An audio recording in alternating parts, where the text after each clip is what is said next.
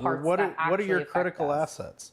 Yeah. Where are your crown jewels? Because that's what we need to focus on. Inventory. Right?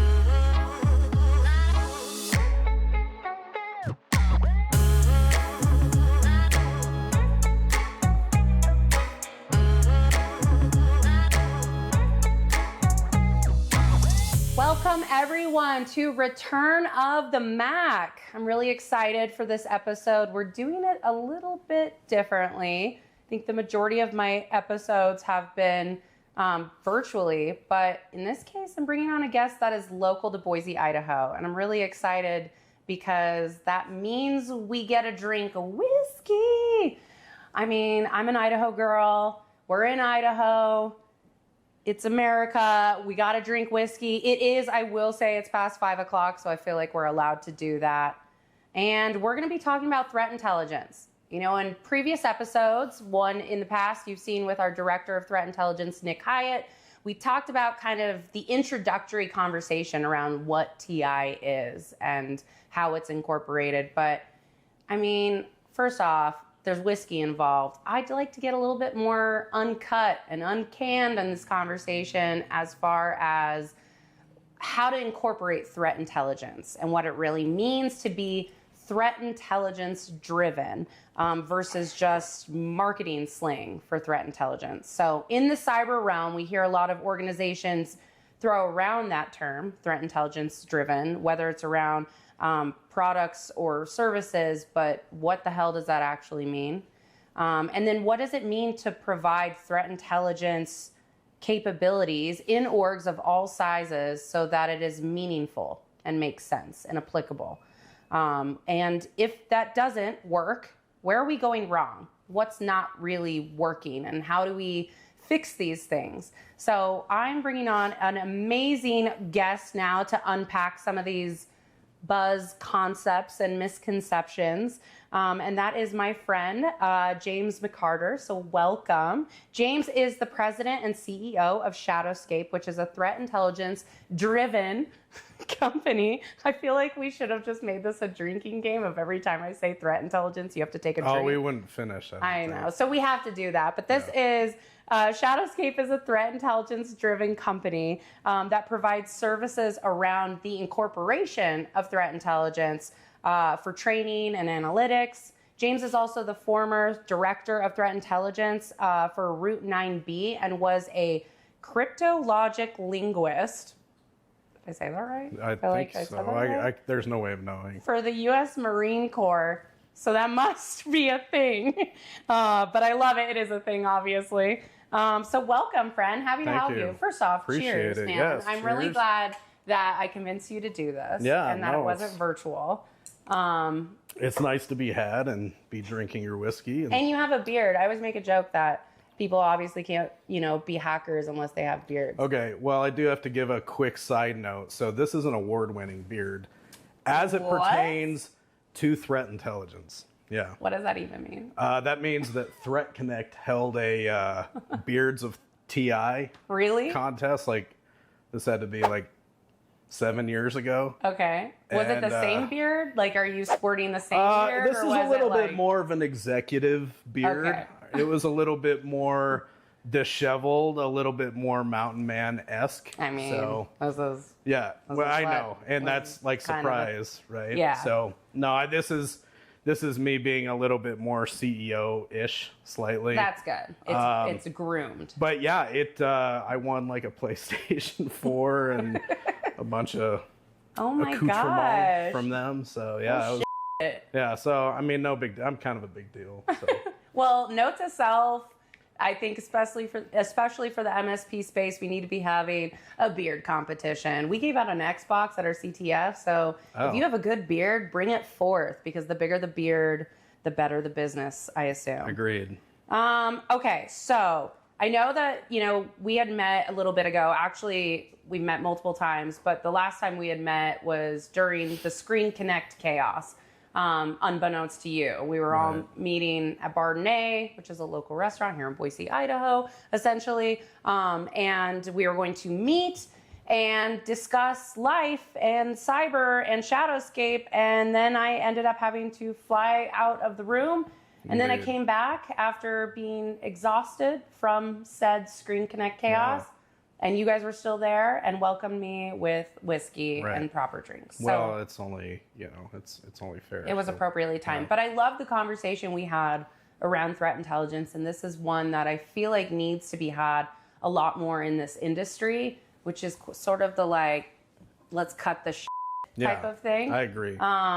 Because while it is important, right, it's extremely important. Obviously, it wouldn't be a whole functioning component of a security program in and of itself.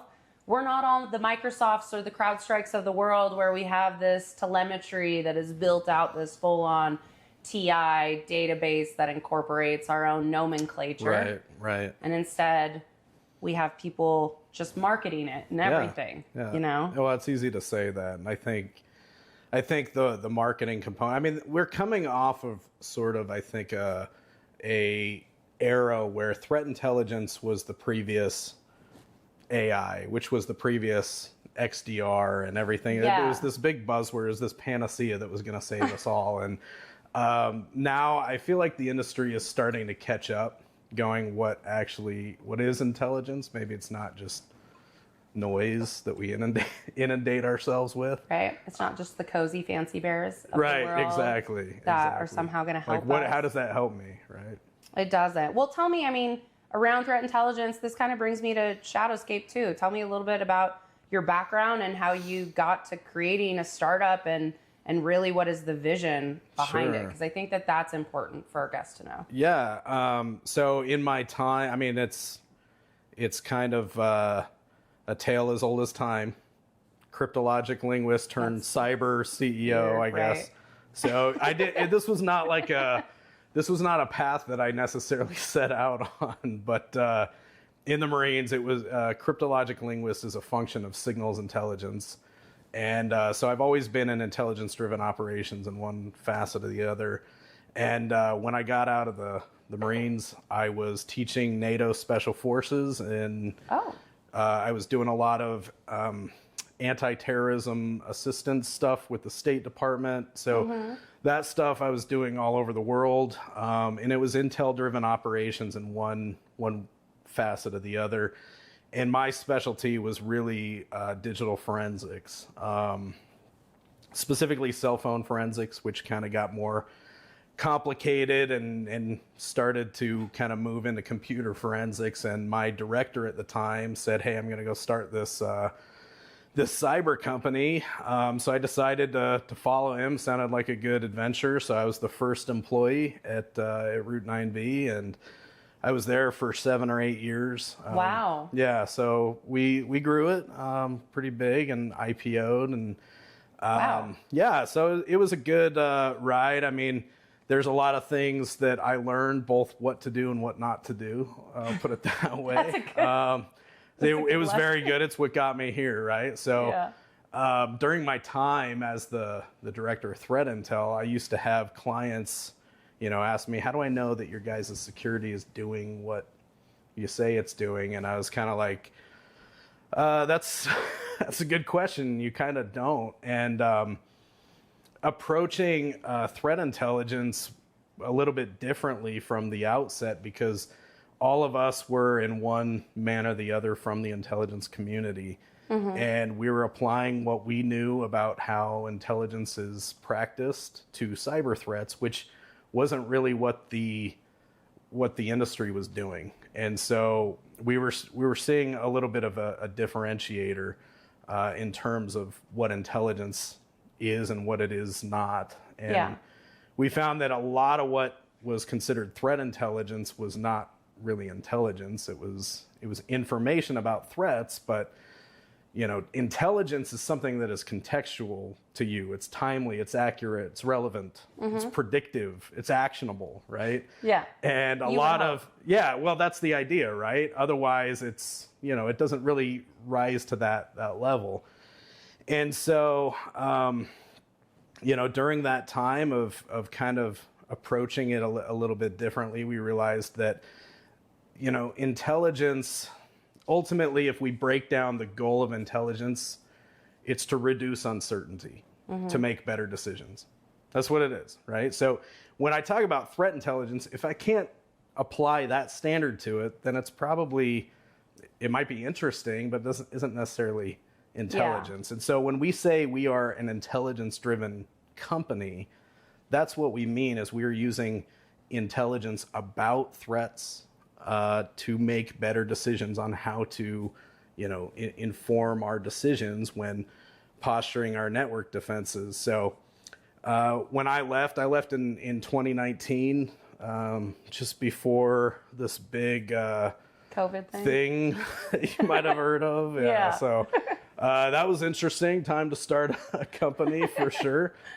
We were basically holding up cardboard signs that said, "We'll cyber food. Anything else." Yeah. So we'll cyber for gas. Yeah, it was an interesting time. So, but we made it. We kind of just, we really bulldogged and there's a lot of grit. So, made it here now. We're growing and we're still on, we're on, kind of expanded our services. So we're in a pretty good spot now, but, really that's what we've been focusing on, is using what we know about the adversaries to, in terms of what is actionable, to make better decisions about how to protect our networks. And if it doesn't rise to those levels of being, timely, accurate, actionable, then, does it really rise to that level? Yeah. What do you do with it? Right. Because we're not in, obviously modern warfare, we do have cyber warfare. That is a thing, but most small, medium businesses are not thinking of cyber warfare. They're just thinking of ransomware, like let's not get our passwords hacked, and more low-level threat. And so when you think of threat intelligence, even for large enterprises, they would rather just outsource or pay for something because they really don't, which brings me to the hot topic. Yeah. I know I'll be a little squirrely too here, but I think so.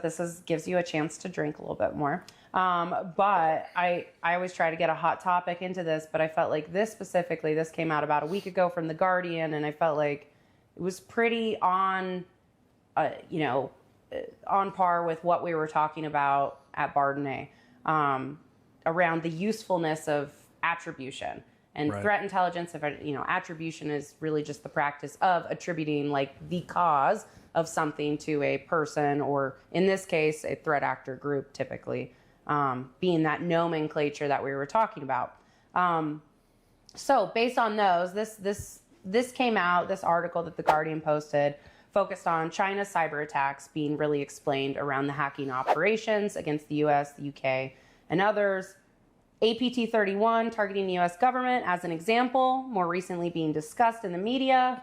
US, UK imposed sanctions on individuals and groups that have targeted politicians, journalists, and critics of Beijing in an extensive cyber espionage campaign, allegedly operated by the arm of China's Ministry of State Security. I say allegedly, but also, let's be honest, everything we're using in my house right now to film this is and software is a part of some supply chain that comes back to China. Right. But Beijing is really enjoying this. Hello to Beijing. Also, China's Ministry of State Security. I hope you're watching. New Zealand also blamed recent state-sponsored Chinese hackers for 2021 cyber attack, speaking of 2020, that infiltrated their government systems. Both the UK and US point fingers to APT-31. Mandiant has said, subsidiary of Google, has said more than 40 APT groups exist as a whole that they claim, and 20 of them are suspected to be operated by China. APT-31, also known as Zirconium, Violet Typhoon, Judgment Panda, Altair, again, the nomenclature. We're getting on the theme. Right. This is where the whiskey comes in around attribution. Yeah. Is run by the Chinese ministry from the city of Wuhan. And the group has been accused of high-profile attacks in the past. In 2020, targeted personal emails of campaign staff for Joe Biden that Microsoft assisted with.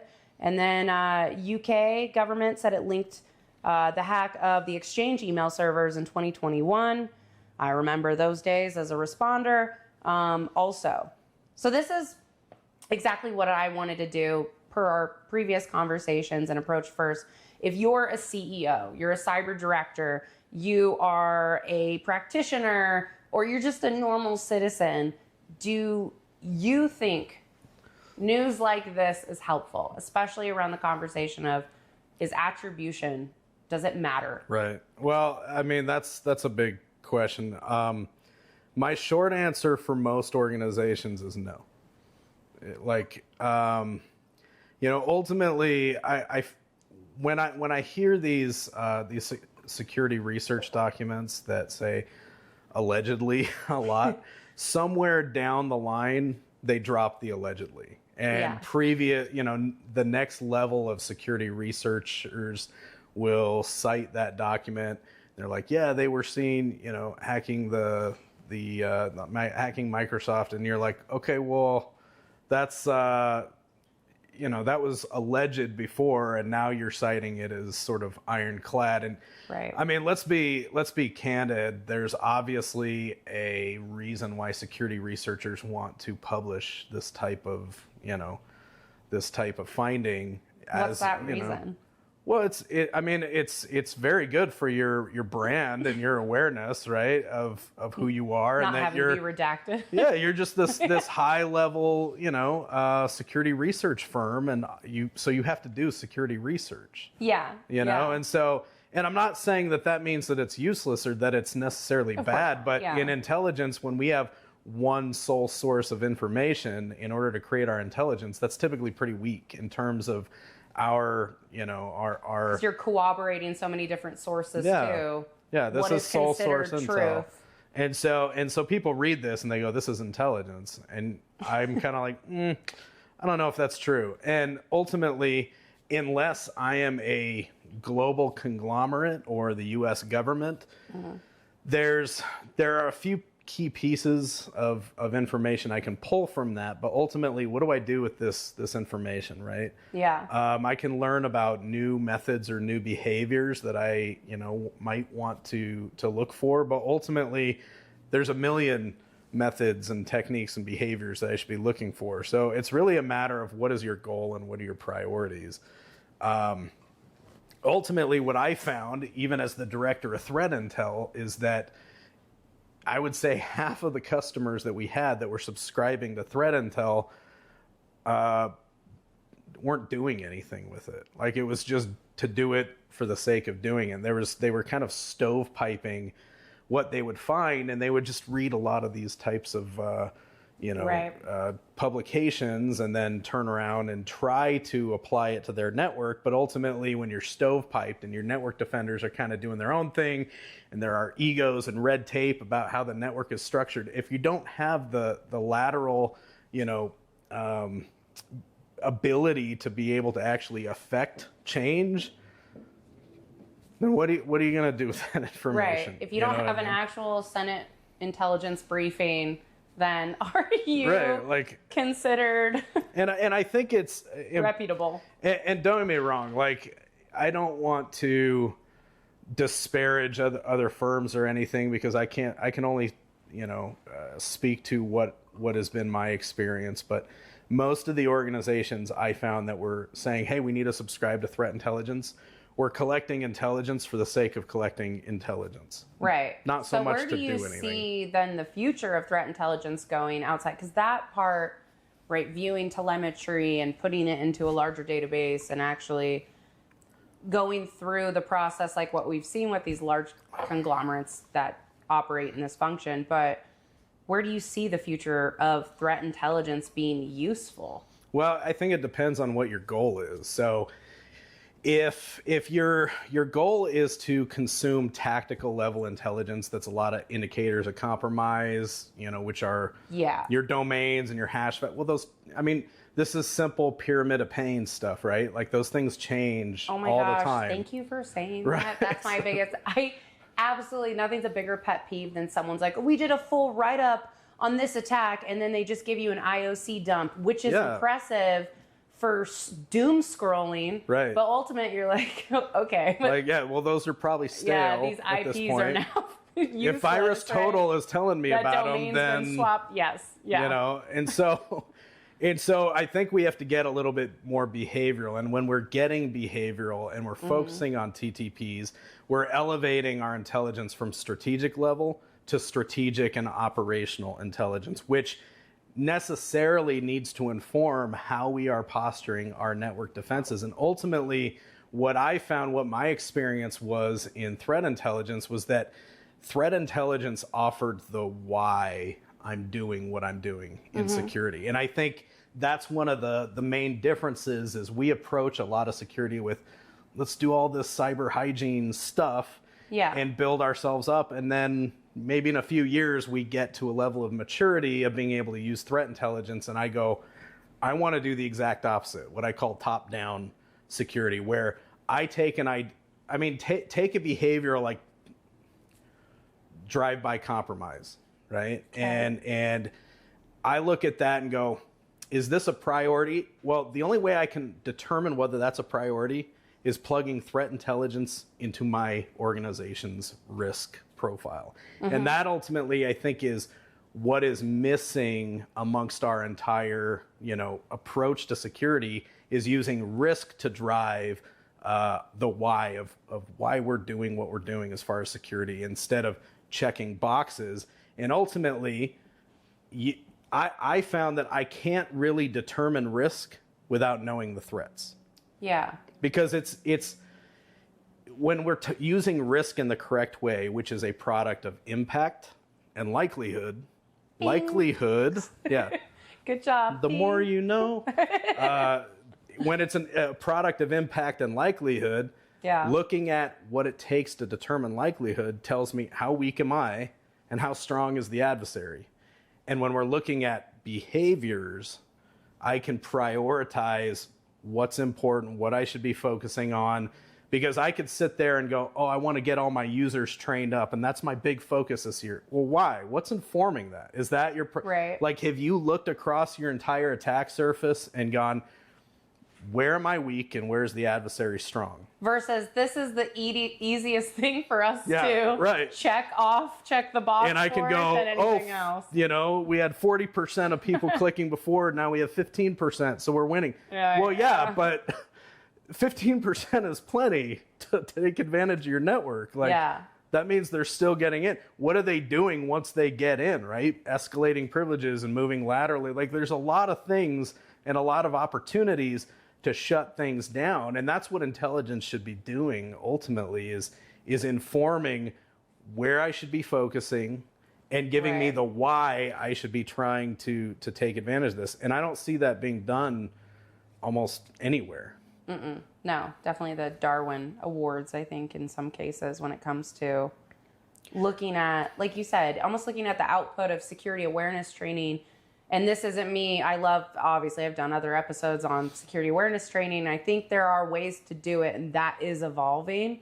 But looking at the output of that as if that is your determination of full-on risk being the end user. And it's like, well, not really. Right. Not if you ask the network engineer or the other practitioners that look at the network. They're like, of course they're going to click on something, but you're not even focused on the endpoint. You're just focused on the end user. Well, look, the bottom line is there's no secure. We don't get to the point of, hey, we're good. Like, high five. Let's go home. We did it. We're secure. There's risk. There's only risk. That's all there is risk. And we can de-risk our networks, right? And so when I'm training my users, I'm de-risking. I'm lowering the likelihood, but I'm never going to get it to zero. Right? And it's a matter of de-risking it across the enterprise. Threat intelligence tells me, number one, the why I'm focusing on what I'm doing, why I'm doing it the way that I'm doing, because it's also informing the how, as in how the adversaries take advantage, how they conduct operations using these different techniques. So as a small business, I want to be able to have that why, rather than just, if I buy a bunch of security stuff, then I should be good, right? well, you're better than if you didn't, probably, right? Like, yeah, that's true, but then what? Like, all these big hacks that you're seeing in the news, they all had EDR, they all had firewalls, they all had security programs, so why the hell does this keep happening? Because what is the nature of the adversary? Do you think persistent. then, when you say, that's a great point you bring up, we're investing in these technologies, right? We're putting these things in place, but do you think, and they're obviously not working, because I know, coming from the incident response world, we were dealing with the people who had, fuck up money. Yeah. They're going to blurb that out. But they essentially were able to have that piggy bank to go through an actual breach or crisis or incident. And most organizations do not. Right. And when they approach security, they think they're going to check the box. So do you think the problem with these large enterprises are experiencing the same thing that small and medium businesses are? How do you know when to stop when you're investing in your security program? I mean, when do you get there? Like, I think you stop invest. I think, well, we probably need more whiskey for that conversation. I mean, to me, I do think the concept of legacy technologies is getting bigger and bigger. Like, people are investing based on regulatory requirements. Yeah. Again, I've done episodes on regulatory conversations. This is me prefacing, not to say anything bad about this, but when we focus on checking those boxes, we're checking boxes of extremely expensive investments of security controls, but not the ones like we're talking about, where it's like, well, you view TTPs related to this group that's maybe more attributed to your industry, right? You get to a granular level of that is your risk. Right. And these are the technologies curated to actually secure, exactly, not eliminate, but reduce that risk. Like, do you think, like, I think that the old adage is that the more you spend, the better your security is going to be, and there's probably an element of truth to that. But the nature, let's be candid about the nature of the threat that we're facing. They're human, right? It's a game of cat and mouse. So the example that I've used in our threat intelligence classes, I used to work when I was teaching out in NATO. There was a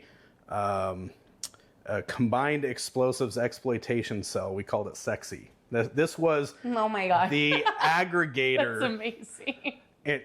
You should see the logo. The aggregator of information, of intelligence, where in the Middle East, the whole reason for it existing was to curb the IED threat, right?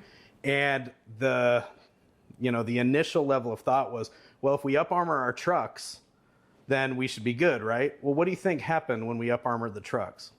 The bombs got bigger, right? Yeah. They just got bigger, and so... Speaking of cat and mouse. Yeah, she heard me. Oh, she can sit on your lap if you want. Playing the devil's advocate. So she's going to stand awkwardly. She's like, wait, you're not my real dad. She goes, oh, I'm here too. Yeah, the first podcast I've cast. As far as you know.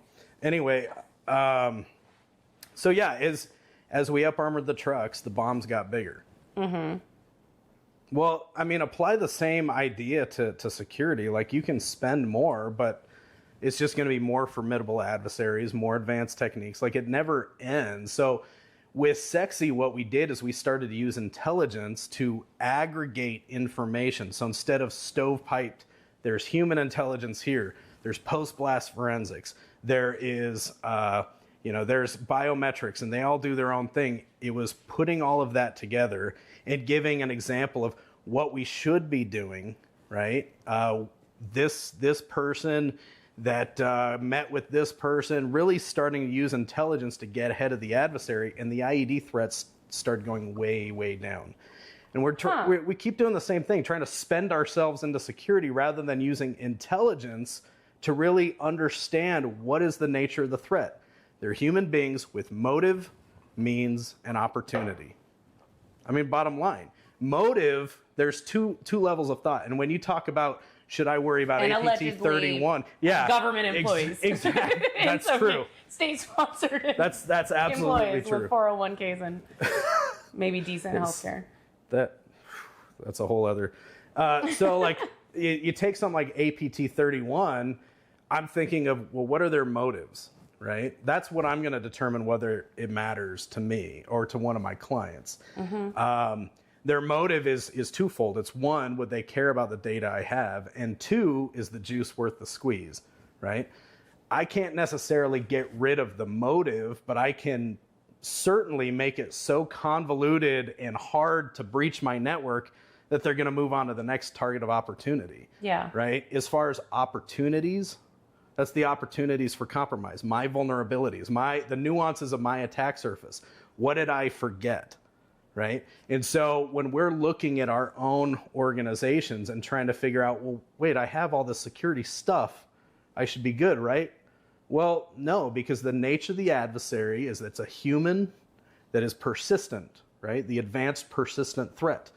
We have to be applying advanced persistent defense, right? Persistently looking for, what are the gaps? What am I missing? I have all this stuff, and we get so fixated on what we have that we forget, what don't I have? What am I missing, right? And when you're thinking like the threat, when you're using that intelligence to inform your network, you're shifting the paradigm, and you're starting to look at it like, maybe I'm more interested in what I don't have rather than what I do have.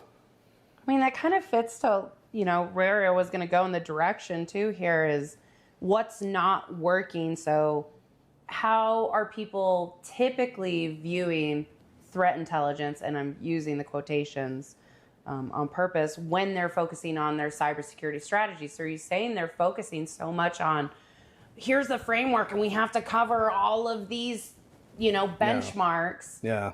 I think. But how does that marry with threat intelligence? How does that make it useful? Well, I think a lot of people focus on the detection half. And really what I want to, if I really want to curb the noise as far as detections go, I would rather spend my time on the prevention side, right? To reduce the number of indicators. And I don't think we use threat intelligence to do that very often. I think we look at it and go, I want to pull all this information in and then get really good at detecting certain indicators that are real time. And that's great, but we know what happens, right? Anyone that's worked in a SOC, they get buried, right, in alerts, and they're going, I can't keep up. Well, then if we really want to reduce things, we need to focus more on prevention. And that takes you to the strategic level of intelligence. And that's more the behavioral attack framework type mentality, where I go, okay, valid account compromise. These are all the ways that people are able to compromise valid accounts. Yes. Now, how do we structure our network so that these don't happen, right? So we're not sitting there just playing detection and playing whack-a-mole afterwards. And this isn't to say, obviously, most organizations that have like smaller security teams, or they're outsourcing a lot of their security personnel in a sense to focus on the MITRE attack framework, because it is a lift when they're all like, oh, holy schnauzer, I just barely got through NIST or PCI, and I'm just getting through the CIS controls. And still do those things are important. But I love that you mentioned the MITRE framework specifically for attack, because, we talk about it at Blackpoint Cyber, where we have a threat intelligence capability internally. We have an entire program dedicated to it, full staff, and we work with our SOC to make it meaningful. And it is not IOC dumping, right? If there's any IOC dumps that they provide, it's mostly through validation to go through more of a life cycle for our team. But we, as the way our business model works, is we're so focused on parts of the MITRE attack chain, because we have unique visibility on initial access, persistence, lateral movement, and those things. We're not going to sit there and spend more time decompiling and focusing on the payloads as they're destructed. Maybe understand how they're staged, and we can provide thought leadership around that. But we're so focused on our business model of what do we do and what would we technically have visibility in. And I feel like a lot of businesses, whether they provide a security service or in general, they look back at their business model. What do we do? And how would that in particular align with those earlier phases of MITRE attack of the framework and the TPPs that sit under it, because MITRE does a great job at breaking it down. It's exhaustive once you start digging into it. It is. And it's generic in a lot of ways, but it gives you an idea. Like, there's a lot of stuff that are like, okay, this is little nitpicky stuff. And this is stuff that's huge. Like But when you talk about prevention too, just starting with initial access. Exactly. Just starting through looking at email controls and email security, right? The things that would impact us the most, especially from a cloud perspective. Like, I think the initial access is a great place to start. And then I think what a lot of people forget is the stuff on the right? The exfiltration. Is anybody watching exfil? Is anyone prohibiting? How do you know you already got owned? Yeah, like, do I want someone to not get into my network? Sure. But I'm way more concerned with keeping them from getting anything out than whether or not they came in. Right. And so I want to prevent those impact scenarios that live on the right side, from exfiltration to denial of service to data destruction. And I'm going to prioritize things based on my unique infrastructure. Do I have anything that's susceptible to denial of service? Do I care about that? No. That's a question I got to ask. Like, some people do, some people don't. That wouldn't really do a lot for me. Right? Like, is it applicable today when we still look at DDoS attacks and look at the vectors? Right. It depends on who you are. Right. Exactly. And that's why intelligence has to be contextualized to who you are. And that's when you can start to decide, what do I need to focus on? Because if you're sitting there, to your point, trying to prevent DDoS, where you're like, this wouldn't really be that big of a deal to us, but data encrypted for impact is a big deal, right? Okay, well, do your backups. Oh, well, the threat just changed. Now they're exfilling data, taking it out of the network and holding it hostage versus just encrypting the data in-house. And so you have to pivot again. And that's the virtue of threat intelligence. And what we do is we try to financially quantify, what do these impacts look like, right? And once I've done that, I can start. To me, that's the best prioritizing, factor of, even if I'm ballparking, the nature of intelligence is to reduce uncertainty, right? So even if I'm $1 million off, if I'm making better decisions based on what I think this is going to cost me, then I have a better idea of where I need to be focusing. And then when you get into the technique, you can go, whoa, look at all these adversaries that use this technique versus not very many people do this anymore. We don't see a lot of this activity. If we were to chalk it up to what are people doing wrong, from what I'm hearing, and it goes back to like the basics of security that people hear about when they start getting in as a practitioner, is likelihood. The likelihood that something will impact you as an organization, not individually, but as an a company, the likelihood something will impact you versus we just are spread thin. We're focusing on everything versus just the parts what that are your critical assets? Yeah. Where are your crown jewels? Because that's what we need to focus on. Inventory. Right? No one does. Yeah, but IT. Every episode I talk about, I feel like that's absolutely right. Ultimately, like, we're always talking about a technology that would help people or a service. Someone just do the first two critical controls for them for software and asset inventory. I think one of the biggest problems is security practitioners, IT guys, they don't even know what the hell they're defending. Yeah. So I have all these alerts, right? And so I'm going, oh, well, I gotta but 80% of this might not be anywhere close to where your crown jewels are, right? Oh, yeah. Definitely. I want to prioritize what really matters. And this comes down to, the purpose and why you need to do that attack surface enumeration. Because if I don't know what I'm protecting and what's important, then we're playing whack-a-mole. And your investment in detection doesn't matter too. That's exactly right. People focus on the detection aspect, which is important. It is important, but I do feel like it will kind of point people in the wrong direction. You're right, because they haven't done the inventory. So there's going to be some sort of unmanaged device, some, not qualified application that they're not monitoring. Something's going to slip through the cracks. And then the old access control and identity has failed too at that point. So I completely agree. I think if you are not actively working to determine where your risks are, quantified risks, then you're just hoping yourself into security. And so to say that's not bad. Quantified risk, what do you mean? Well, in terms of what we do at Shadowscape is, one, we financially quantify our impacts and we quantify our likelihoods, right? Through an algorithm that I've spent many years developing, but it doesn't have to, don't use mine. Like, there are a lot of different frameworks out there for quantifying where your risks are, right? Mm-hmm. If you go and take Octave Allegro or the OWASP risk model to determine likelihood, give yourself a scenario, take an inventory of what security controls you have, what they are doing and what they're not doing to determine likelihood. And again, this is why we call it risk intelligence, is because we're reducing uncertainty to make better decisions. The more refined your model becomes, the better your security is going to ultimately be. But ultimately, when we would bring, some sort of risk profile to somebody and say, hey, if you don't implement X, Y, or Z, something really bad's going to happen. Yeah. Well, that doesn't give any urgency, and that doesn't really prioritize things as much as you've got, this is potentially a $3 million event.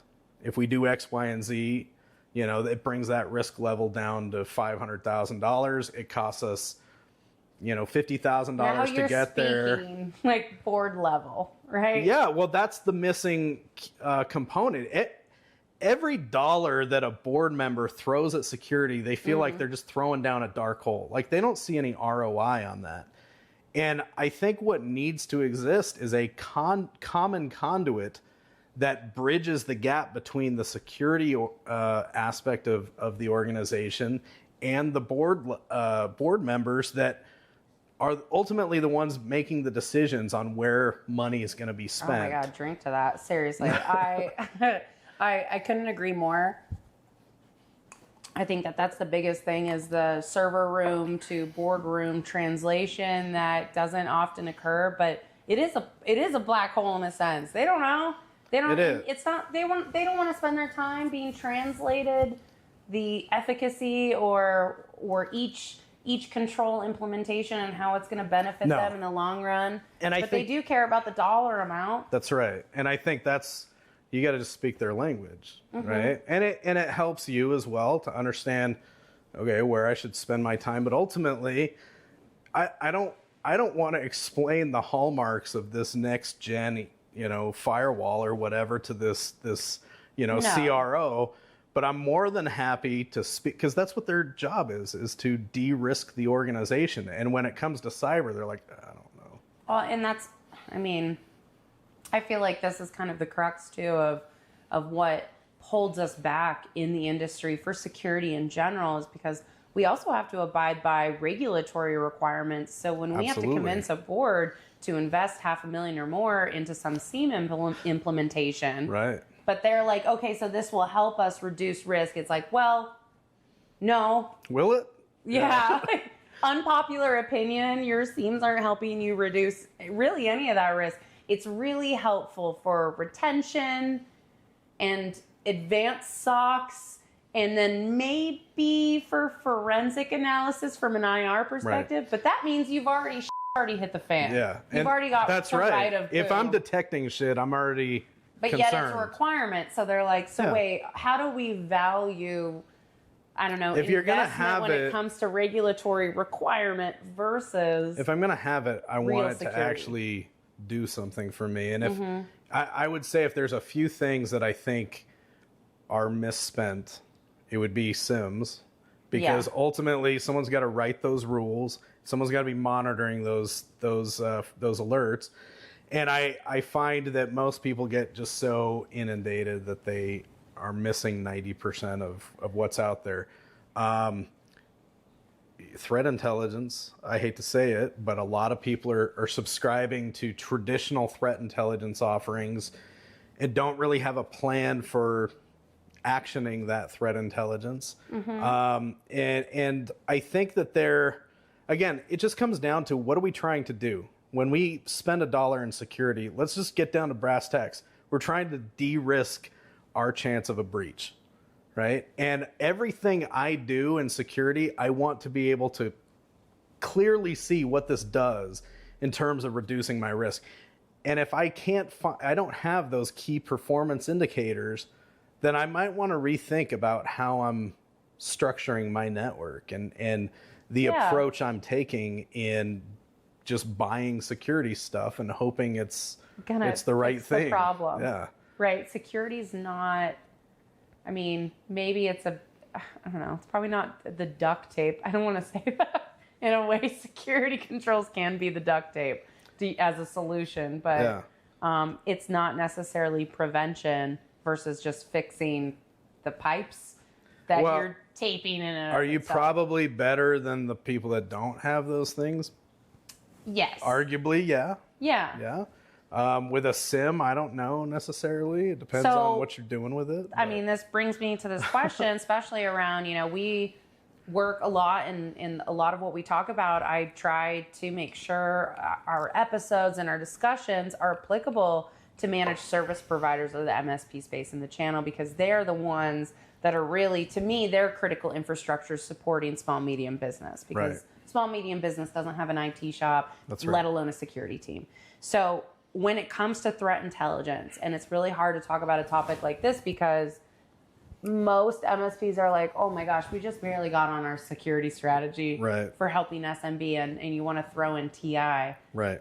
Does TI actually help SMB? And if it does, how can an organization approach it? Is this something that has to be budgeted for? Or is this something we can start with just formulating, like concept-wise, or maybe on an MSP level, how can they approach TI that's beneficial? Well, how I would approach threat intelligence, the first thing again, it all comes back to risk. And my role as a threat intelligence provider at the previous organization and even now is to funnel into somebody's risk profile. And so I wouldn't start with threat intel. I would start focusing on where my risks are. Now, certainly there are SMBs that are small enough that I'm like, I don't need to do this big, risk profile on you. Yeah. Make sure you have X, Y, and Z, because ultimately you don't have enough impact to justify these huge security spends, right? But once you get into the medium level businesses, then it's like, okay, you need to be looking at what you're not doing, right? You need to be taking a risk, analysis of where your gaps are. And those gaps are not only informed by where your vulnerabilities are. And when I say vulnerabilities, I don't mean necessarily technical vulnerabilities. I mean the opportunities for compromise, the gaps in security controls. Cross-reference that with what we're seeing in the threat environment, and they kind of superimpose over the top of one another. You go, the adversary is strong in this technique, and you're weak. You might want to focus there. And there's a lot of activity. You might want to focus there. I think that there are certain things that people, obviously you need some sort of endpoint protection, period, right? Like, let's not be stupid. We're not talking about AV. Right. If you have past AV conversation. No, we're not talking about traditional signature-based AV. We're talking about behavioral-driven EDR, if not MDR, for somebody to actually respond. For most organizations, MDR is awesome because you're right. Most people can't afford to have their own SOC, and so by having somebody be able to have their finger on the button when something bad happens is huge. Right. And we look at EDR, where EDR is like, we're prefacing this saying like, yes, this is the current technology to focus on from an endpoint protection status, but also you can bypass and evade it. So MDR is that evolution of it, because you need real-time monitoring, whether it incorporates AI, machine learning, but real-time monitoring of behavior analytics, because it's going to look past, we do a whole thing on living off the land conversations of this. Exactly. Something weird happened here. It's not an all-in, be-all solution, but that's right. Well, it comes down to configuration. Foundational starting point. Like, right. Like we get a lot of customers, at least early on, where we used to provide them EDR. We don't do that anymore for a good reason. Mm-hmm. We do a little bit. But the whole reason is because we'd get customers like, your EDR is stopping me from downloading this thing. And we're like, yeah, if your endpoint protection, yeah, it's working, right? If your endpoint protection is, if you never see it and it doesn't stop you from doing anything, look inward, right? What you're spending your money on. Like, it should be like, if anything, it should be almost too prohibitive to start, and then you start to open up certain channels that, and capabilities and permissions as needed by the business. But we'd have businesses that were like, well, I like to use this third party, browser extension. We're like, well, you can't. Right. Like, well, we need it. But do you? All right. Well, I'm gonna open it up, and that's on you. Yeah. Like, we'd show them, like, okay, you're inheriting, what we think to be $50,000 in risk. But if you want to, do it. Okay, fine. So that's why, when we see all these things happening, these hacks, and they had endpoint protection, they had firewalls, they had all this stuff. Yeah, well, who's looking for those gaps? Who's looking at their ability to live off the land and we had PowerShell, configured across the enterprise and full permissions. Well, your EDR isn't necessarily going to flag that. If you determine that that's something you want, it's going to allow that. Yeah. And then that gets compromised. That's the vehicle in which the adversary compromises your network. And you go, well, what happened? We had endpoint protection. So, we're moving into the MDR space, but like going back to TI, we can say EDR absolutely is beneficial to SMB. MDR absolutely beneficial because we know you don't have the ability to monitor in many cases everything in real time. And then threat intelligence, that's like a further step down the road of what they would budget for or consider. How do they even start? How do we budget, or why does this even matter? Right. And this could go down the conversation to start our conversation or our whole discussion here with is the applicability of attribution and how it relates to threat intelligence. The more mature your organization, the more it's going to matter, of course. Attribution, things like that. But in terms of your normal organization using threat intelligence, again, I go back to figure out what your risks are, and then you'll figure out where threat intelligence fits into that, right? Along with all the controls that are available, right?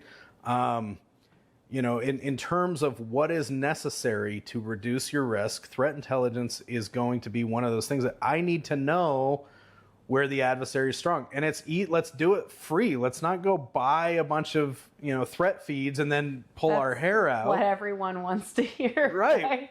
Go. Like, now what? If I'm going to start anywhere, I'm going to start at the attack framework. Yeah. And I'm going to look at that entire matrix and go, I'm going to look through, the majority of these techniques and figure out where are the adversaries super strong, meaning where do we see a lot of activity, right? As a threat intelligence provider, I'm also going to determine how easy is it for adversaries to conduct these types of techniques, right? Is this script kiddie stuff? Is this Metasploit, tools, or is this Black Hat zero-day type stuff, right? The easier stuff, a lot of activity, that's what I'm going to start looking at. Okay, what are the controls? In the attack framework, they list out the methods for mitigation and detection.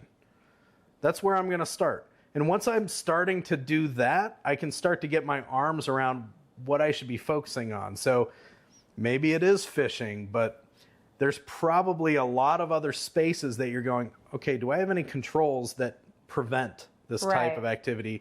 And if they can't prevent it, can they detect it, right? I want the strategic I don't get to the indicators and the tactical level intelligence until I've really got a solid strategic threat intelligence program. And what I see in the industry is most threat intelligence lives down at the tactical level and not as much at the strategic level. Yeah.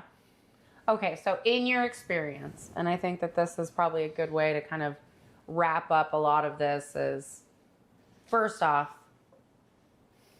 where have you seen threat intelligence succeed in all the things you've witnessed? You know, whether it's with a specific client now or in your past, where threat intel worked, and why did it work? I'll give you an example in my career. So, and this, it's always hard. So intelligence is one of those things that's always really hard to quantify the efficacy of it, because at least from a military standpoint, if I would report on some kind of event, and then that intelligence was used to ensure that a certain event didn't happen, how do you quantify what didn't happen, right? So there's always that aspect that's tough. But one of the clear examples when I was the director of threat intelligence is the WannaCry. If you remember WannaCry. Yeah, we all starting to that day was crazy, right? And rarely had we seen. I was switching jobs, like literally switching roles within a company to an incident response team, and it was that. I feel like it was that week it was going on. I'm like, I don't get it. What's going on? Yeah. Like everyone's freaking out, but like legitimately. Everyone was freaking out. You know? It was crazy. And if you remember where it came from, it was the Eternal Blue vulnerability that came out of Shadow Brokers, the hack of the NSA's tools, right? The Eternal Blue vulnerability, zero. Yeah. Oh, God. Great job, guys. I'm going to catch flack for that. So, we can edit anything. Shadow Brokers, releases this 0 day. It was the Eternal, and there was no patch for it. Right? We already knew what was going to come down. Like, we knew it was going to be weaponized, of course, and it was just kind of a matter of time. And we had looked at the behaviors that we would expect to see specific to, utilizing that vulnerability. Yeah. And so reaching out to our clients and working with them to try to prohibit those types of activities and behaviors that we would expect to see. When WannaCry started, we were like, I think we're good, right? Because we've worked hard to prohibit certain behaviors and permissions, and this was a long time ago, so I'm speaking vaguely, but we felt pretty solid that, okay, well, we've gotten in front of this thing. So this not only speaks to the efficacy of behavioral based, strategic and operational level threat intelligence, but also the fact that if we had been only focusing on like patching CVEs and looking for indicators, we would have been behind the curve.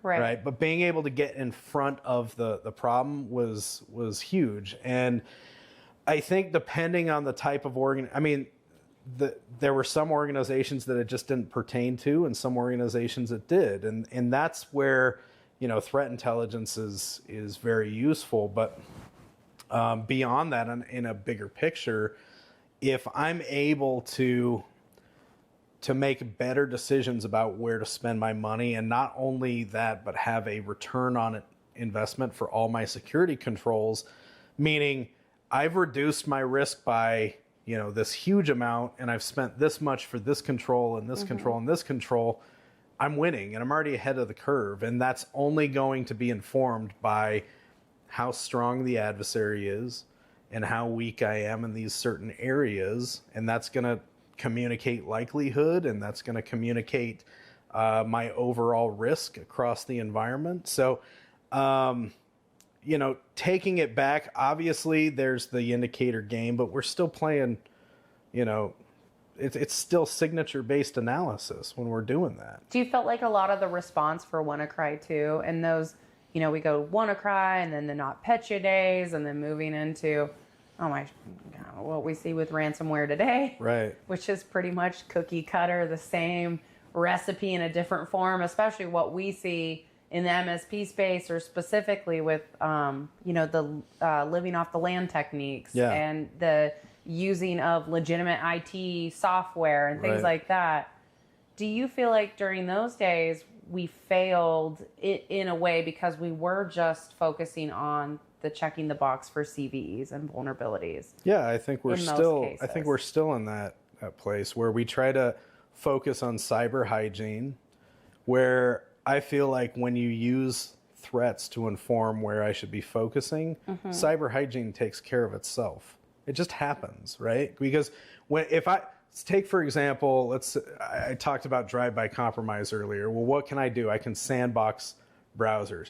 Well, how can I possibly assert that I have applied that control across my environment without knowing what my environment looks like? So it necessitates that I take an in-depth assessment of my attack surface. Yeah. So again, cyber hygiene, when you're trying to solve a problem, it makes a lot easier, goal for what I'm actually trying to accomplish versus, well, we should check off, critical security control 1 because that's what it says. You know what I mean? Well, but that's inventory. No one's doing that. So it's nobody's doing it. But when we would actually really like you to do critical security. But maybe that's the reason why. Maybe that's the reason why is no one's focusing on the why. They're just going, because this framework says we should. Yeah. Well, what are you trying to accomplish, right? That's always we've been building out this platform, this risk platform, and the first step is we have to know what the attack surface is. I have to know what I'm defending, right? And the reason why is because when I go to one of the threat techniques and I'm going, okay, is this control here? How the hell can I answer that? Unless I know what's applied across the environment. Know your shit, right? Know your environment. Know thyself and know thy enemy, right? Little Sun Tzu action. I love that because we wouldn't be in cyber. It's obligatory. If you had a beard and you didn't quote The Art of War, but you're right. There should be a bunch of Japanese and Asian writing here. Embarrassingly, I think The Art of War is somewhere over there, but so is 48 Laws of Power. So I have a lot weirder books over there I probably shouldn't be reading. I will say. And a lot of really good books. I do have some really good books. And Dune's there, but to be quite honest, I haven't read Dune. I got 2 chapters in. Don't try to church it up. I know. There was too many names. You've got the whole this is why I never read The Hobbit or Lord of the Rings or finished any book that's not self-help. But I do agree I think the order in which you described it, know thyself. So start with knowing your own Right. Know that helps you knowing your attack surface, essentially. And then know thy enemy is, invest whether you're outsourcing or working with a partner or you're doing it internally, especially as we talk about a lot of what we talked about with the MITRE attack framework. This is kind of the formula to start with.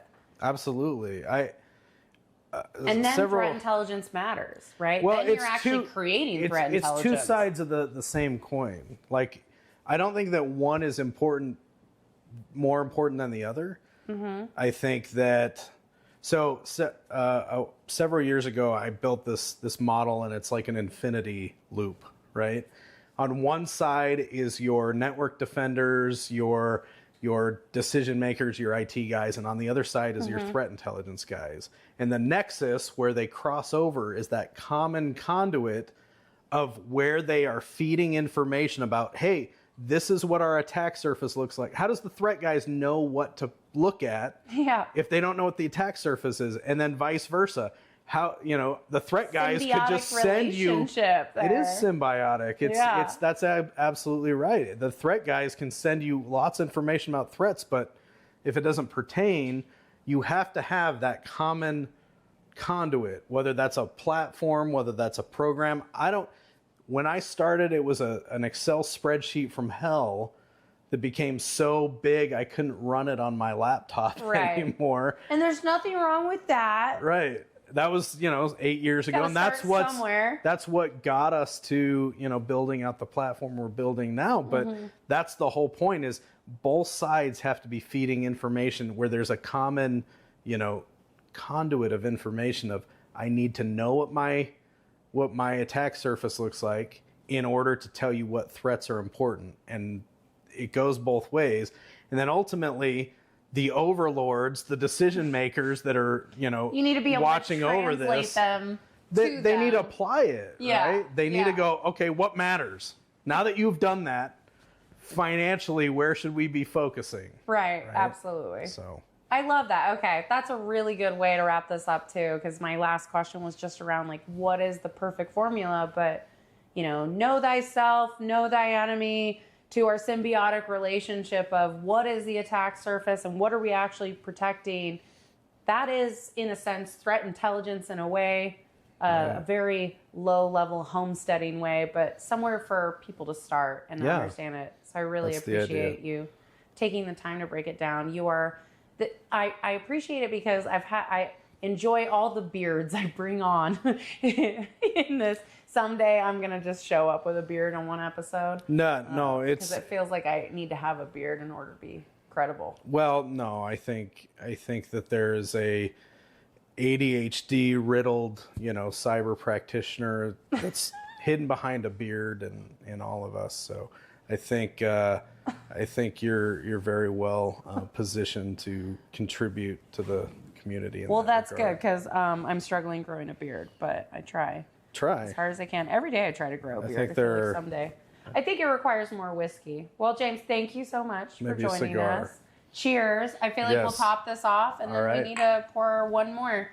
For my homies, Pour one out for the homies. I will. The homies are those where security hasn't worked. Those that have failed before Those that have failed. So thank you again for attending, for listening in on Return of the Mac, and we will catch you on the next episode.